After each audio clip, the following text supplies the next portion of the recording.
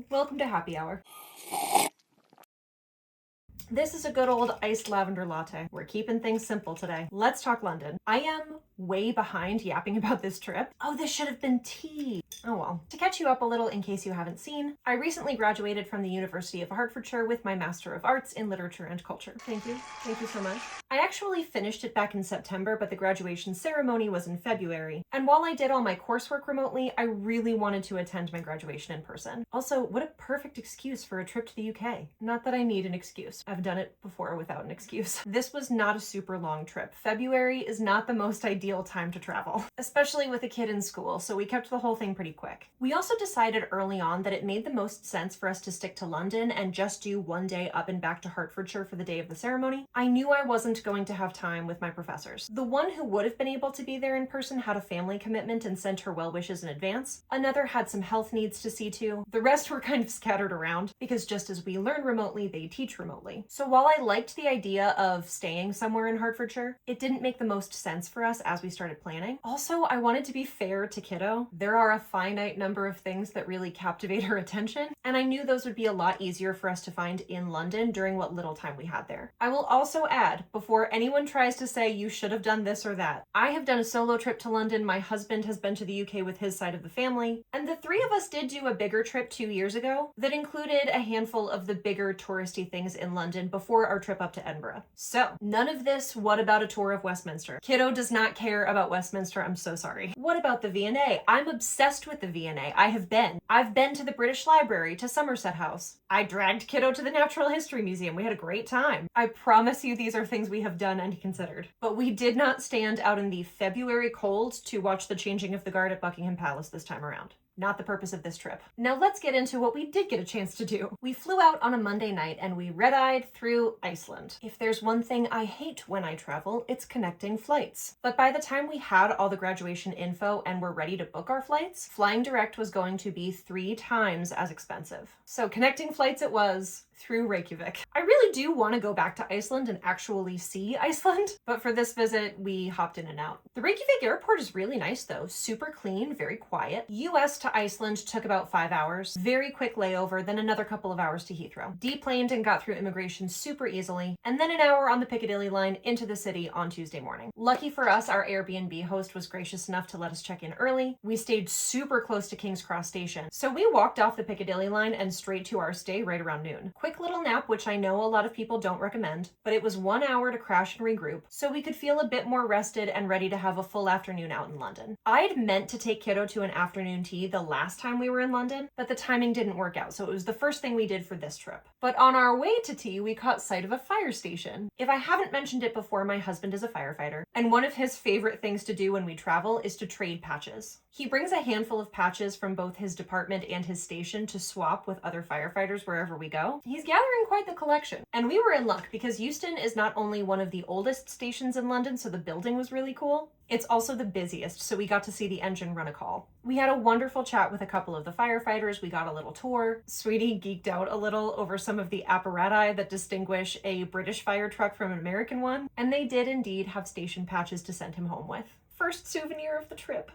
Right around the corner from Euston Station is the Memoir Club where we had tea. Afternoon tea in central London can be astronomically expensive. London in general can be astronomically expensive. But Adeline's inside the Memoir Club is blessedly affordable. The service was absolutely lovely. Kiddo crushed her share of scones, and I gorged myself on clotted cream. Clotted cream not being a more prevalent thing in the States is an honest tragedy. I love it so much. Also, the fact that I could find a selection of finger sandwiches my husband could actually eat, a huge win for us. Fortified by tasty tea, we wandered over to Oxford Street. Now, before anybody comments, we did not go nuts on shopping. Liberty is a souvenir staple and absolutely gorgeous, but it is also expensive. We wandered and we window shopped, but we did not spend. Hamleys, however, is the toy capital of the UK, and they had the red double-decker bus Lego set, which I don't think you can get anywhere else, so obviously we had to grab one of those. We did briefly consider grabbing some Paddington Bear treats for a few nieces and nephews, but we were operating with a carry-on only situation, and this was only day 1, so we held off. I do not check luggage if I can help it, especially with a connecting flight. After Hamley's, we got to Harrods, and this is where I caved. I have a real soft spot for Harrods. 90% of it is so far out of my budget, I have no business being anywhere near it, but that gift shop, y'all, that gift shop, I can't resist. And considering how well I behaved myself at Liberty, I did not think a little bag was too far of a stretch. The Harrods bag collection continues. 3 trips to the UK, 3 Harrods bags so far. At this point in the day, we needed to dine and crash. And for the sake of ease, convenience, affordability, comfort food, we hit Franco Manca. My husband has a real love for Franco Manca pizza. I was not about to say no. This is sourdough brick oven pizza, and it is really very tasty. And that was Tuesday. Super simple, not really any timed plans, and we were all in bed by 8 o'clock because Wednesday was graduation day. I had said in advance that I really wanted a full English breakfast the day of, and we got one at a place in King's Cross called the Breakfast Club. Got my pot of tea, my black pudding, my eggs, and this part felt like a sign. The restaurant was playing some fantastic 2000s music, including Misery Business, which I had the great privilege of seeing performed live by Paramore in Edinburgh on our last UK trip. I love it. Then it was time to head up to Hertfordshire. The train to Hatfield was pretty quick, maybe 20 minutes, then we hopped a cab to campus. I tell you what, when my man is proud of me and excited to celebrate, there is nothing cuter, but I could not stop him from spending money. We walk into the Forum, and the very first thing we see is a table with someone asking if we want to buy this embossed diploma folio. And before I can say the words no thank you, Joe has his card out. It was like that all day, and it was very sweet, but it did also give me some anxiety. On to ticket pickup, 1 graduate ticket for me, 2 guest tickets for Hubs and Kiddo. I had already ordered my robes in advance, but they fitted them for me just in case. We got some really great photos taken, another thing that Joe was very eager to buy. Then there was a reception. We had some complimentary drinks tickets, there were some appetizers passed around, there was music, some fun photo ops, we got to mingle a bit. Oh, and at some point I was also given a free tote bag. I think UH knows how much stuff they pile you with, and this did fill up very quickly. Back outside again, and there was a flower stand that's actually run by a couple of alumni. Joe took his time looking for the right bouquet. He knows I love hydrangeas, he knows I love thistles, and he found an arrangement that had both, along with some roses and eucalyptus, which I also love. He did such a good job. He always does a good job. We took some more pictures, hung out around campus a little bit, then we grabbed the shuttle to St. Albans. Beautiful, beautiful, beautiful old cathedral. It was absolutely gorgeous. We separated so I could go to my line in the freezing wind. Then Joe and Kiddo had a different line to go to for guests. I finally got to meet a classmate. I did some yapping in line with students from another department, but then I sat right next to someone I actually had classes with online. She traveled from France for graduation, so I was excited to connect in person. The ceremony itself went very smoothly. The whole thing was live streamed so that our professors from all over could see us walk. Thankfully, there were a few people who helped straighten our wind-swept robes just before we crossed the stage so that everything looked nice and polished. I'm really happy with how that photo came out. Everyone looked so great. The speeches were thoughtful and succinct, which we love. We got some more pictures outside, milled around in this huge crowd of graduates and guests, and we returned our robes and hats just as it started to rain. A drizzle, nothing bad, but the timing was immaculate. And then we got turned around trying to walk to the St. Albans train station, which wasn't far, but it was hilly. So I am in heels, on cobblestones, in the rain, jet lagged, hungry, carrying twice as much stuff as I came with, and I am beaming like it's the best day of my life. It was really special. Oh, and when we did get to the train station, I had no signal, so I couldn't pull up our tickets. It all got sorted, it all turned out fine. But yeah, that was a moment of stress. Train back to London was also super quick, again, about 20 minutes. But by the time we got back, it was fully pouring. I mean, torrential rain. And dark out, so that was fun. Landed back in the Airbnb, put our feet up for a bit, changed out of my heels. We went out to a great little Thai place for dinner. Didn't care that it was still raining. Embraced the British experience. Speaking of the British experience, on our way back from dinner, the rain had let up a little bit, and Joe spotted a Tesco Express. I was on the hunt for all of the extra strong Twinings,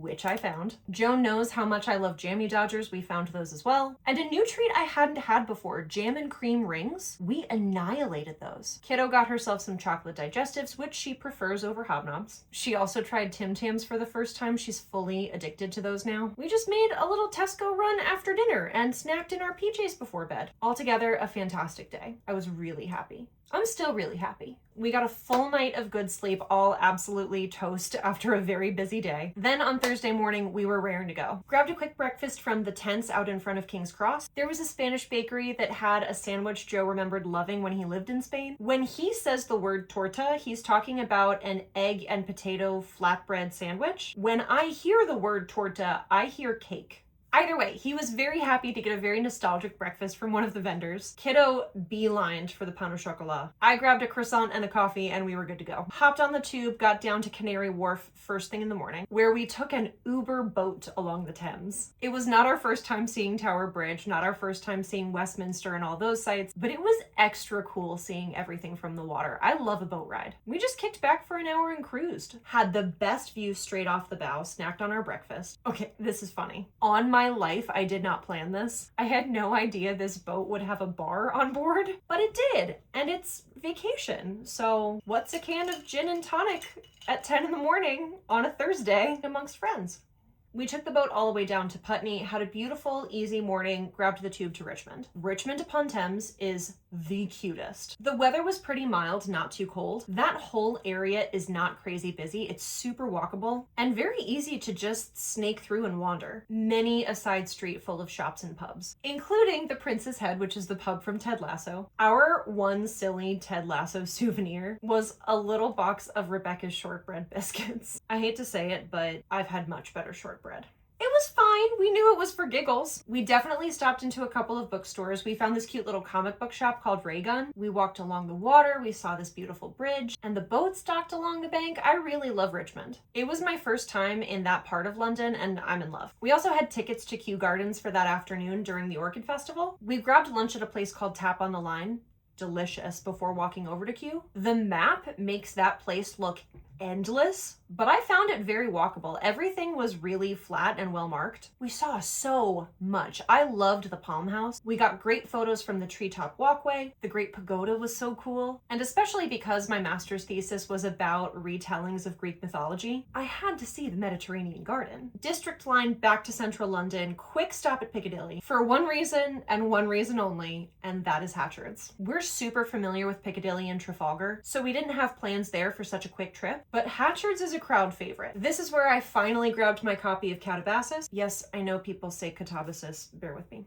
As this book involves hell as an allegory for academia, I was pointedly avoiding reading this until after my master's coursework was done. I also like the UK cover better than the US cover, so. But at this point, my carry-on real estate was at a premium. We went out to Indian for dinner, and before anyone says Dishoom, that was not a line I was prepared to stand in when we had theater tickets for 7:30. Covent Garden has too many other great places to eat for me to hold out for Dishoom. I know it's delicious, but without a reservation, forget it. Walk 2 blocks around the corner, we went to Masala Zone and we loved it. And when in the West End, go see a show. That, I will say, is one of the few things about London that is not nearly as expensive as New York. Theater tickets. I got the 3 of us orchestra seats for the same price as one Broadway nosebleed. Again, I was traveling with my 7th grader and I was trying to honor the spirit of the trip, which was to celebrate my master's. So for the sake of tying it into my Greek mythology retelling thesis, we went to see Hercules. It was